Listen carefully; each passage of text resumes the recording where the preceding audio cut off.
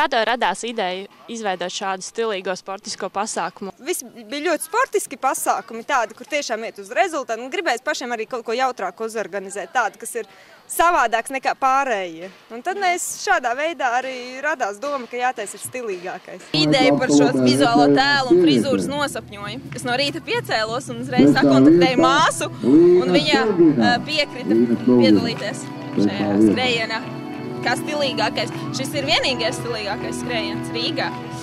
Un, protams, kur tad vēl, ja ne šeit, šajā skrējienā?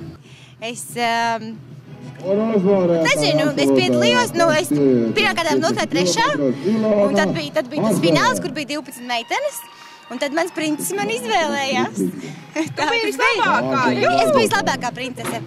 Kas tev ir stilīgi, liekas? Stilīgi, būt pietiekami trakam, pietiekami drosmīgam un to izrādīt gan savā uzvedībā, gan apģērbā, gan nebaidīties būt tādam, kāds pats tu esi. Un tas, manuprāt, ir stilīgākais. Kas man liekas stilīgi? Būt stilīgam. Būt stilīgam. Jaunam ir iedalīties. Tas vienīgais patiesībā ir nesakot nevienam citam, bet vienkārši būt tādam, kā tu esi, un tā, ka tu jūti, tā arī dari, un tad jau tas, atrast to savu stilu, tas ir stilīgi. Bez stils arī ir stils.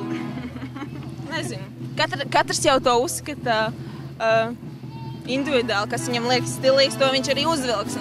Viņš pacēlis degunu augšā, un viņam tas liksies stilīgi.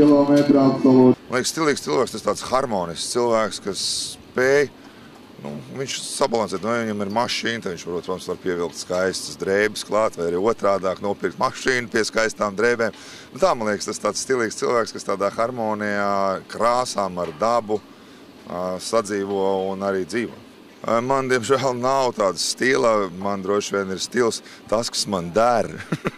Jo, tagad ar vienu, šodien vienkārši, jā, tas tāds bija nepieciešams, lai man varētu atpazīt kaut cik, bet būt stilīgam tas nenozīmē, ka tas obligāti jāmaksā ļoti dārgi. Tas var būt ļoti vienkāršas lietas, kas kaut kādā sakopojumā dod ļoti, ļoti labu rezultātu. Nosaukums jau arī Zelta Keda, un es pirmo reizi vadīju šo pasākumu. Es biju ļoti priecīgs par to atmosfēru, kas man liekas mums tik daudz pietrūkst ikdienā, kad ir labs laiks, un mēs esam kopā ar saviem mīļajiem cilvēkiem, vairākās paudzes šeit, mazbērni, bērni, omas, opi, un visi jūta līdzi, un tās emocijas, kas bija pirms starta skrienot mazākajiem bērniem, tās, man liekas, ir neatsvarams, un tos nekad nevar iegūt, kā tikai piedaloties līdzīgas stila pasākumu.